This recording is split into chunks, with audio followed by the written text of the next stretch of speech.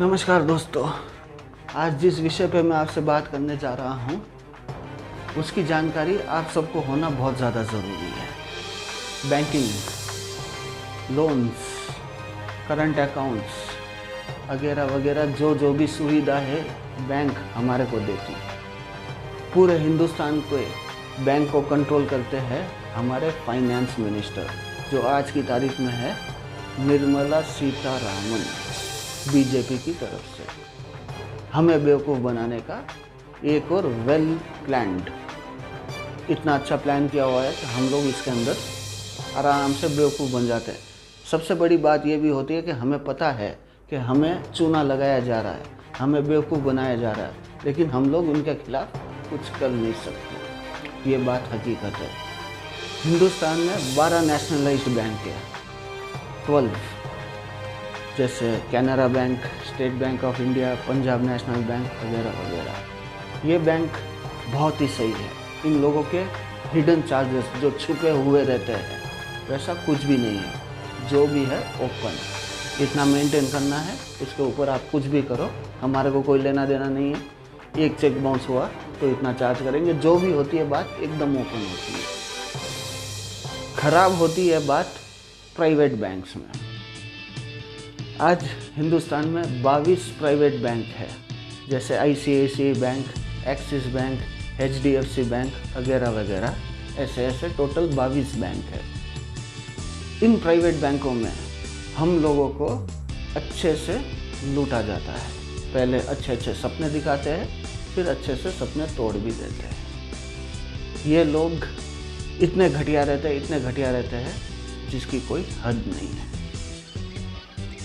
नमस्कार, मेरा नाम प्रवीण कुमार है।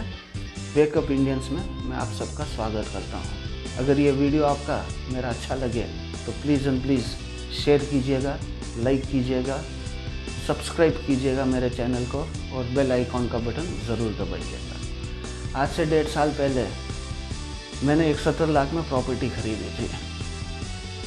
45 लाख का मैंने लोन लिया था HDFC बैंक से। 45 लाख का लोन लिया। मेरी तरफ से जितने भी पेपर्स थे मैंने उनको सब दिए। मेरे इनकम टैक्स रिटर्न, घर के पेपर्स वगैरह वगैरह जो भी है सब कुछ मैंने दिया। प्रोसेसिंग फीस के नाम से HDFC बैंक वालों ने 5,900 रुपये का एडवांस चेक मेरे से ले लिया, ये कहते हुए कि आपका लोन आराम से पास हो जाएगा। मैंने भी चेक दे दिया। 45 लाख का लोन है, चेक दे दिया प्रोसेसिंग फ़ीस का। इसका सबूत आपके सामने स्क्रीन पे दिख रहा है, झूठ तो मैं बोलूँगा नहीं। फिर थोड़े दिनों के बाद मेरा लोन रिजेक्ट हो जाता है। ठीक है, रिजेक्ट हो गया, दूसरी बैंक में ट्राई करेंगे। जब मैंने उन लोगों से 5,900 रुपये जो प्रोसेसिंग फ़ीस के नाम से आपने मुझसे लिए थे वो वापस करे, तो उन लोगों ने मुझे लंबी चौड़ी लिस्ट दे दी। आप हेड ऑफिस में मेल करें, फिर उधर फ़ोन करें, फिर उधर मेल करें। मैंने सब किया, फिर भी लास्ट में मेरे 5,900 रुपये नहीं आए। ये इसका सबूत है। अभी ये तो हो गई मेरी बात ख़त्म। मैं मध्यवर्गीय आदमी हूँ, मैंने इस चीज़ को झेल लिया, भूल भी गया। 1.5 साल पहले की बात है। अभी हम लोग जस्ट एक कैलकुलेशन करते हैं। 4,800 से ऊपर ब्रांच है HDFC बैंक की पूरे हिंदुस्तान में। अगर रोज़ाना एक आदमी को भी वो लोग बेवकूफ़ बनाए, 4,800 इंटू 5,000 रुपया, मतलब एक बार तो ये कर लेते हैं कि 4,000 ब्रांच ही लेते हैं और 5,000 रुपये का डेली बेवकूफ़ बनाना, तो रोज़ के हो जाते हैं 2 करोड़ रुपया, और महीने के हो जाते हैं 40 करोड़ रुपया।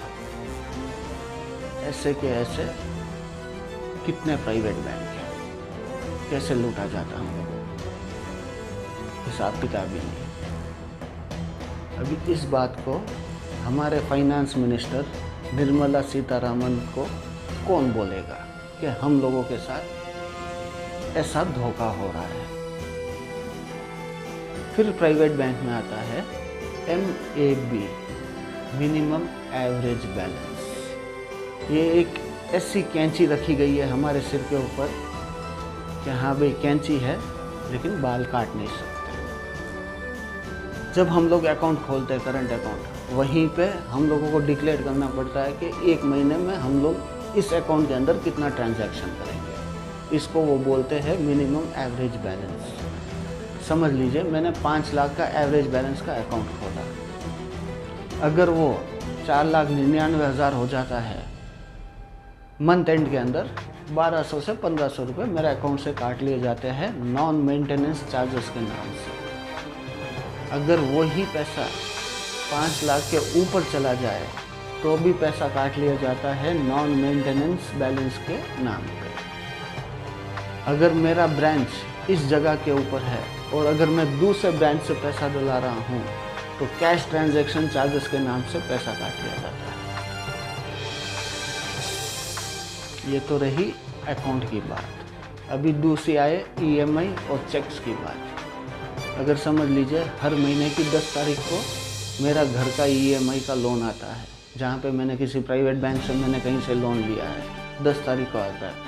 समझ लीजिए 7 तारीख की जन्माष्टमी आ गई, 8 तारीख का सैटरडे आ गया, 9 तारीख का संडे आ गया। जैसे ही 10 तारीख आती है, सुबह 10 बजे बैंक खुलते हमारा EMI बाउंस हो जाता है। हमें बिल्कुल भी वक्त नहीं दिया जाता है कि हाँ भाई हम लोग हमारा अकाउंट अपडेट कर ले, EMI बाउंस ना हो। और जैसे ही वो बाउंस होता है तो सामने वाला बैंक जहाँ पे बाउंस हुआ है वो 500 से 600 रुपया चार्ज करता है, और जो हाँ जिस बैंक में ये बाउंस हुआ है वो 500 से 600 रुपया चार्ज कर लेता है। सेम टू सेम किस्सा चेक्स का भी है। ये लोग ऐसे लूटते हैं, हमें पता है ये लोग हमें लूट रहे हैं, और लेकिन हम कुछ भी नहीं कर पा रहे। इसके बाद आती है छोटे मोटे फाइनेंशियल इंस्टीट्यूशन जो personal loan, business loan, education loan देती है। जैसे लेंडिंग कार्ड है, मनी टैप है, बहुत है, मनी व्यू लोन्स वगैरह वगैरह, हज़ारों कंपनियाँ इन चीज़ों में। अगर मैं मेरा पर्सनल लोन लूँ, हाँ भाई मुझे 1-2 लाख के पर्सनल लोन की ज़रूरत है, तो प्रोसेसिंग फीस के नाम से पहले ही 12 से 13 हज़ार रुपया कट कर दिया जाता है। और फिर उसी पैसे का EMI के हिसाब से रिड्यूसिंग बैलेंस से वो लोग नहीं करते हैं, वो लोग फिक्स्ड इंटरेस्ट के हिसाब से पैसे कट करते हैं। इंटरेस्ट रेट उनका बहुत हैवी रहता है, 18%, 20%, 21%, 24% तक की। और हम लोग मजबूर रहते हैं और हम लोगों को लेना पड़ता है। अगर हमारा EMI बाउंस हो जाए तो वो लोग हमारा क्रेडिट स्कोर ख़राब कर देते हैं, जिसके कारण आगे हम लोगों को लोन नहीं मिलता है। ये लोग ये नहीं सोचते हैं हाँ भाई उसका एक बाउंस हुआ है तो उसने चार्जेस के साथ वापस EMI पे किया है, लेकिन बाउंस हुआ है, क्यों हुआ है? ये लोग नंगा नाच कर रहे हैं पैसों का आज की तारीख के हिंदुस्तान में। इसके अलावा भी 46 बैंक, 46 इंटरनेशनल बैंक है हिंदुस्तान में, जिनके ज़्यादा ब्रांचेस नहीं हैं। कुछ बैंक है जैसे standard chartered bank, Deutsche bank, Citi bank, इनके थोड़े ब्रांचेस है, बाकी सबके एक दो ब्रांच ही है। ये लोग अपने देश के हिसाब से यहाँ पे बैंक खोल के बैठे, वो उनकी जगह पे खुश है। उनका कोई लेना देना नहीं इंटरनेशनल बैंक का, नेशनलाइज बैंक का कोई लेना देना नहीं है। अगर ये बीच में जो हम लोगों के साथ गेम खेल रहे हैं वो है प्राइवेट सेक्टर बैंक और छोटे मोटे फाइनेंशियल इंस्टीट्यूशन जैसे lending card, money tap, money view वगैरह वगैरह, हज़ारों है जो हम लोग फेसबुक पे कहीं ना कहीं देखते हैं। इन बैंकों का भी एक सबसे बड़ा फ़ायदा ये है कि जो आदमी जॉब करता है उनको तो लोन आराम से मिल जाता है, लेकिन जो आदमी बिजनेस करता है उनको वो लोन नहीं देते। समझ में नहीं आ रहा है इनकी। बिजनेस वालों को लोन नहीं देते, लेकिन जो नौकरी कर रहा है उनको लोन फटाफट मिल जाता है। आज भी ये बात टोटली दिमाग के बाहर है। अगर हिंदुस्तान में बिजनेस नहीं करेंगे तो नीचे जॉब करने वाला कौन रहेगा? सबसे पहले तो बिज़नेस वाले को लोन दो तो उसका बिज़नेस चलेगा, तो उसको जॉब भी मिलेगी, रोज़गारी भी मिलेगी। लेकिन ये सब बैंक वाले नहीं समझते। इन लोगों का काम रहता है लूटो, डायरेक्टली इनडायरेक्टली, कैसे भी।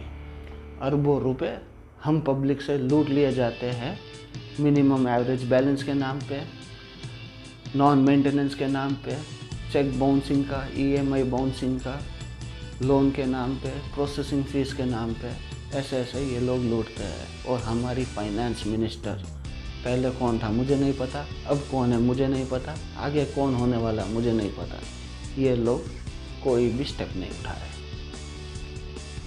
अगर मेरा ये वीडियो पसंद आए तो प्लीज़ लाइक करिएगा, शेयर करिएगा, मेरे चैनल को सब्सक्राइब कीजिएगा। अगर मेरी बातें सही लगे तो फिर मिलते हैं। जय हिंद।